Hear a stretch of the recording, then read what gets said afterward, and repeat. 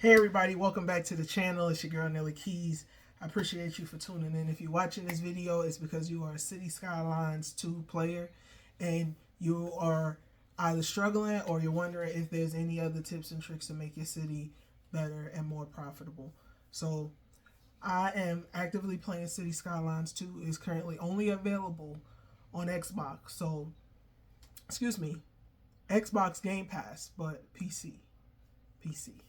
So it's supposed to be coming out to console. It was supposed to be coming out at the end of last year, but I think there's some things going on. They weren't able to release it. So if you're watching this, it's because you're anticipating it or you're trying to fix something with your own city.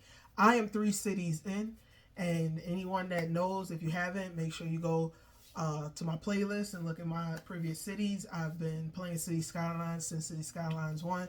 Made tons of cities, made tons of mistakes, and so I feel like I'm pretty confident that I could help route you in the right direction as far as profitability. So I've learned some things. I've learned a lot of things with this last city. So my first 2 cities, I actually went in the red. Yeah, I know. I spent a lot of time in the red because I was just trying to figure out the mechanics are different.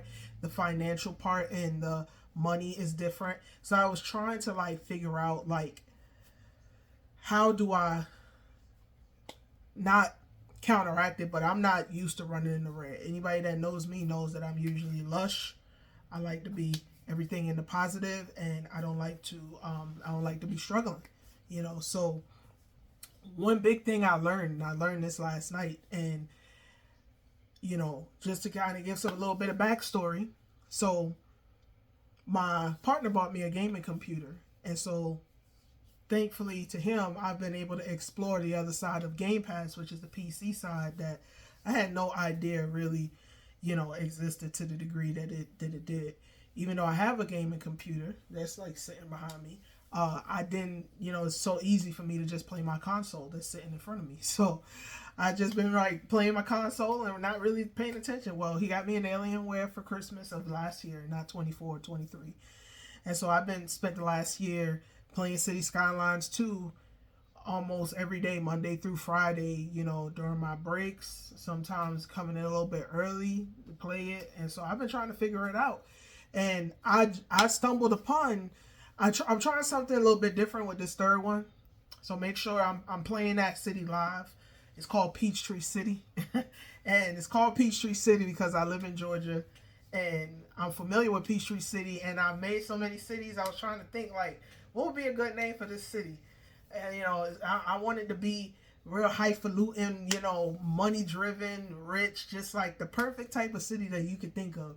No grids, only a little bit of gridding, but, and I thought, Peachtree City. The only thing that's different was going to get me into my first point when we talk about profitability. And one thing that I learned is that it is so important when you first start, whether you have created a city already or whether you are in a position where you are looking forward to when City Skylines come out, your choosing of the map that you choose is so important, man. It is so important. This is not one of those things that you can just, okay, that one looks nice. This one got a lot of buildable area. Do not. That is a City Skylines 1 mistake. Don't do it. Make sure that you look at what type of natural resources is there on that map. What type of connections. Connections is huge in City Skylines 2. But one of the things that I figured out, so I'm going to make this quick. Now that I kind of gave you my backstory, I'm gonna make this kind of quick as far as so you can get into the nuts and bolts of it. Cause I know at this point you're probably you know what, I want to play, and I get it because I'm I want to play too. But anyway, so the big thing that I figure is your connections. So if you are not exporting electricity, now I have not figured out. Apparently, you can export and you can import. So the way it's a thing in demand. What they call it? Supply.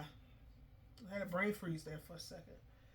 It's a supply and demand type of thing, and it works that way in Cities Skylines too. See, In City Skylines 1, if you didn't have enough power, your place just went without power. In City Skylines 2, they'll import. They'll import what they need. So if you build a city and you got a transformer and you got connections to the outside and you got one little coal plant, and I ran into it in my last episode. So if y'all didn't watch it live, I played live last night until like 1 in the morning. I played live and I ran into that, and I looked at the, there's a little thing at the top part, little info things, is little tool, and you click on that, and that gives you the breakdown of what's going on, and every single one of those icons gives you a glimpse into what's going on in your city. And so with that being said, one of the biggest things that I've figured out in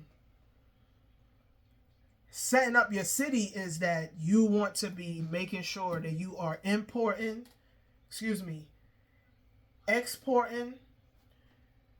electricity, and if you have a way that you can get water in or water out. So I have not played on a land yet where I've seen the connection for the water. So I haven't been able to export any water. Typically we're flush with water because I love to put the water pumps, and make sure the whole city has it. And this is just one of them times that 3 cities in and I can't find it. Maybe I'm overlooking it. I've went to every little part of the grid. Maybe I'm choosing the wrong map. I don't know. But either way, you want to make sure that you are exporting, and a coal plant is like 50 grand. But, and I get when you first start the game, you're like, well, that's a lot. That'll take, when you start the game, you start with like $500,000 as far as the money. So I know a lot of people may be thinking, well, oh, you spending out the money, but you have to let the game go and let the game develop. But you don't want taxes to be the only thing that you are depending on. So you want to make sure that you are exporting electricity, and if you have a way that you can export water, you want to export those things too, and you can make quite a bit of money. I was bringing in like 30 grand just on exporting electricity, and it's one of those things you don't even think about because you're not actively growing your city. Let's say those are the type of things you want to have running while you doing the landscaping of your city, while you watching it, because City Skylines 2 is so in depth to where like you could literally spend so much time just watching one person walk around, like that's how beautiful the game is. So during all that time that you spending just lollygagging doing nothing, you could literally be having that money coming in, and the more flush you get, the more you're going to be able to advance different things. So that's a big one. Make sure you're exporting electricity and you're exporting water. If you're not doing that, then you're doing yourself a disservice. This is one that's a little I got a love-hate relationship with it. In my last city, I really played with the taxes, and I did not like the way I couldn't put it back to where I wanted it to be. So you can optimize the taxes. I feel like that's really one of those things, like you really want to be up in the nuts and bolts of things. So you have to understand the management part of this game down to a whole different level. And when I say that, I mean, you better have your supply chain set up properly before you just go in there and start messing with stuff. When you at a first glance, you can change the industrial, you can change the commercial, but it goes even deeper than that. Every single thing up under industrial is the beginning of the supply chain that fuels offices and commercial. So when you start messing with things on the industry, you might find you got a lot of raw materials and you don't have, the taxes is either too low or it's too high where you're not making any money on the other part of things. So The optimizing the taxes, I would say that you want to be careful before you get to playing with that, because once that money start going down and then people start moving, it's going to be real difficult for you to get that thing right side up. Another thing, and I know this is one of those things. Where it's very easy to get carried away, but don't do it. Keep your roads small until you get to where you are plush with money. And when I say plush with money, I mean you well over like 1.5 million. And you got a good handle on your expenses. I made this mistake in my first city, and I made it in my second city, and this third city is running flawless and it's running plush with money, and it's because I only upgraded the roads that was necessary to be upgraded. So the main thoroughway, so you could go look at my city that I'm playing live right now, and you could look and see even the darn paper factory. So the map that I got a bunch of timber, and even the main paper factory has a dirt road running in front of it. Dirt road is the least expensive type of road. You know, now my main thoroughway that I got coming in, I just upgraded that to a four lane one way, and that was just so that traffic can come in a little bit cleaner. But like your residential and stuff, they don't need to have no paved road. They just don't. This is 2025. You could go down in parts of Locust Grove and they still got dirt roads down there. Look. Dirt road, cheapest type of road you're gonna be able to get. So don't be in such a hurry because it's just aesthetically pleasing. Unless you playing with unlimited money, don't be in such a rush to upgrade the road. Start with the smallest road, and as you need, increase. What's another thing that I could think? Your service buildings. So that's another thing that I'm doing.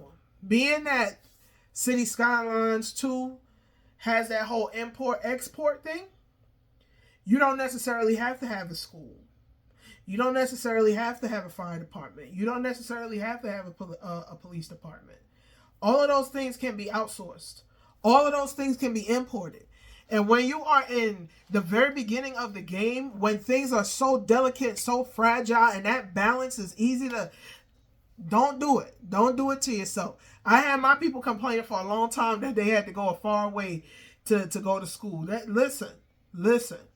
You want to live in an area that got money? You got parks and stuff? The upkeep can throw your entire budget off. You make one wrong move and you put a police department or a school somewhere where your budget can't withstand that, and it withstand that upkeep month after month, you're done. Because even if you destroyed that building, even if you turned it off, you still spent money to put that building there. And guess what? At the end of the day, you're going to still have to get rid of that building, whether you turn it off or you destroy it. And the people still going to go outside. So let them go outside. Let them come on in. When there's a fire, put the fire out. All will be well. If it's abandoned, it's abandoned. Bulldoze the thing down. It's not difficult.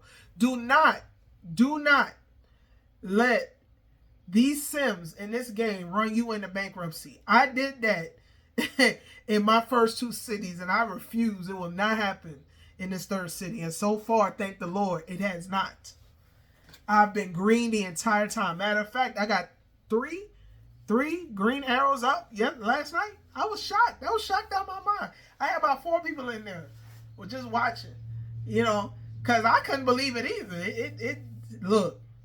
Look, I wouldn't steer you wrong. So take my stupid advice. Them city policies and all that stuff, yes, those things will come, but you don't need them right now. You just don't. You don't. Another thing, big one, and I made this mistake, and when I think about it, in both of my first two cities, but I did not make it in this third one. Your industry better be specialized. I know when you start the game, the first thing you want to do, because in City Skylines 1, it's like that. And it's not until the DLCs that came out that you can have specialized industry. But when City Skylines 1 was initially made, it was made particularly with you just putting them yellow blocks everywhere, and whatever industry wanted to come in came on in, and they ran and they did what they had to do. And you had like 3 or 4 different ones you could do. You could do forestry, depending on how much timber and woodlands you had available on the map. I think you could do oil, depending on which map you were on. There were like 3 or 4 industries. It's a little bit similar. Typically, I go into one first, and then I go into the other.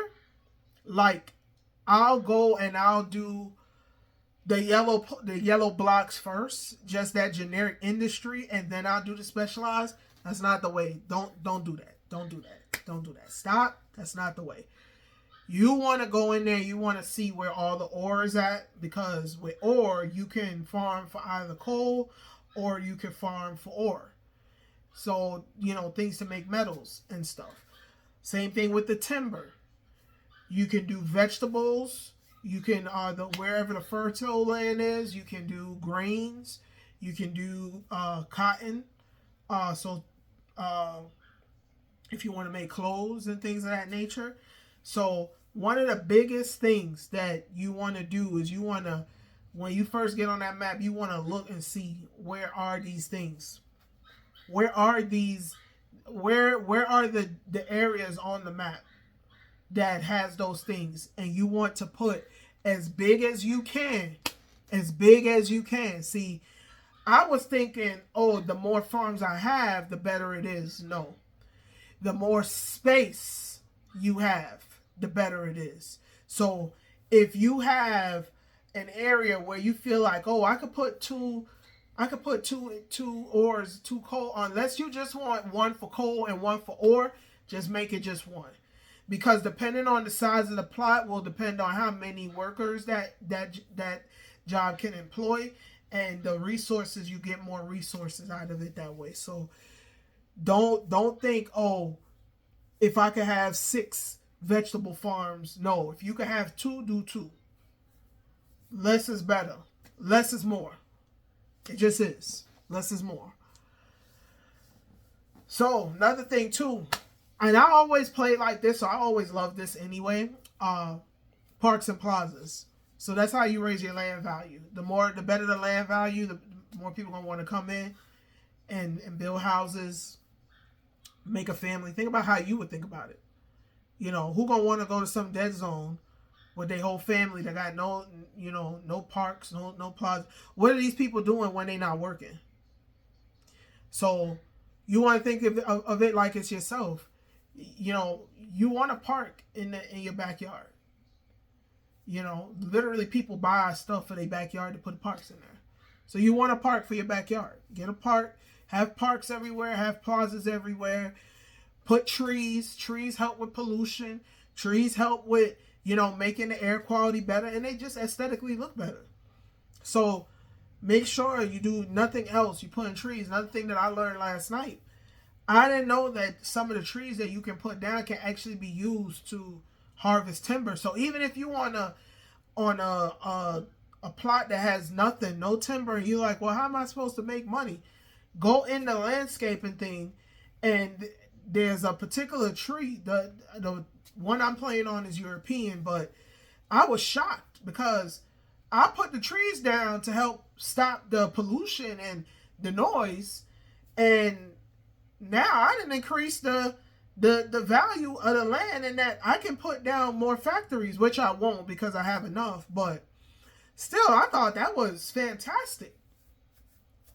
I thought that was phenomenal. So, yeah, make sure trees, they're your friend. Plazas, parks, and don't go after the big thing. Not the big thing. Don't go after, You don't have to put the biggest part, you know, just a small part, little $1,000 part, $2,500 part, you know, especially when you first starting out. Rome wasn't built in a day. This is not the kind of game that you just go in, you know, balls to the wall and put the highest thing. You can, but you're gonna go bankrupt because all of those things got higher upkeep. So don't do it. Just put some, you know, inexpensive parks. Make sure you got some parking lots. That's a big thing in this game. In Cities Skylines 2 that really wasn't an issue. In Cities Skylines 1 is parking. They even just put an update out where you're literally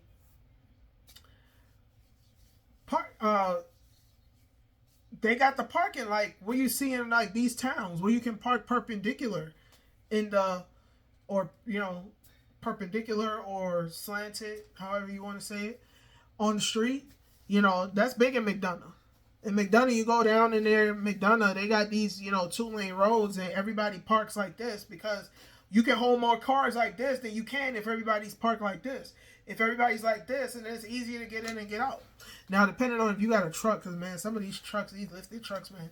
So, if you got a lifted truck, man, you know, shout out to you, but you need to go park somewhere else because a lot of times, us little Camrys and stuff, we can't see when y'all bring y'all big asses in and block the way. But anyway, it's different topic for a different video. Get a little carried away there. But, yeah, parking is a big thing. So, and you make money off of parking. So that's another thing is when, you know, we talk about profitability, parking. And then last but not least, one of the things I learned last night that's a big money maker that I had no idea because it really wasn't a money maker and the other one, it was a money sucker, is transportation. As soon as you can, when you are building your city, you want to build your city with transportation in mind. I did not do that in the first or the second city, and I paid the price because the only thing I had to depend on was taxes, and taxes is not really that reliable. Depending on what's going on in the city, people get to coming and going and doing what they, man, look.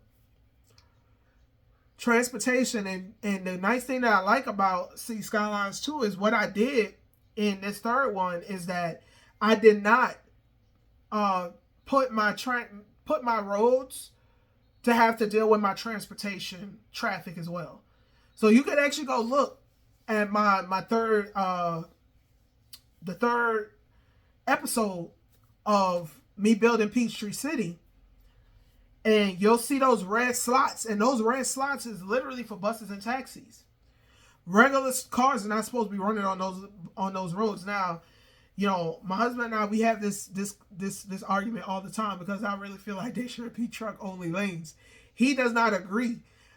He feels like, you know, there are truck only lanes, but regular people use them. Thankfully, in Cities Skylines 2, I don't really see any regular people in the bus and the taxi lanes. I just see the bus and the taxi people. But when I tell you I'm making so much money from having buses and taxis, and it's only a fraction of the citizens using it. It's only a fraction, but it's enough to where it's like it's literally carrying the treasury right now. Between that and the electricity, oh yeah, we gold. We're gold, and the industrial money from the taxes, because when you plot down an ore factory or a coal factory and you make it as wide and big as you can, your little heart can desire, guess what? It can work at peak efficiency. They can have all type of upgraded bobcats and all that stuff in the yard because they got enough space, and it works so much better, so much, you know. Look, if you're looking to become profitable in this game, there's some things that you're going to need to do and you're going to need to stick to. And that's going to be your foundation, and you build off of it. But I'm going to close this one out. I hope you guys enjoyed the tips and the tricks. If you have anything else, please leave them down in the chat. Let's talk about it. But I hope that this video helps you as far as, knowing where to do what to do, especially if you've been struggling with the money side of City Skylines 2. Trust me, I understand. I've been there, done that, got the t-shirt. And so just implementing just the exporting of the electricity, making sure you have public transportation that's working efficiently. And what was the other thing I had said? The coal. So you want to make sure you're optimizing your industry. When I looked at my industry, I'm making like 300,000 plus off per month off of just the taxes for the industry, because the plots are so darn big. I made them as big as they will allow me to make them. But yeah, y'all, I appreciate you guys. I hope you like and subscribe. And we're going to catch y'all on the next one. Nelly Keys out. Y'all take care.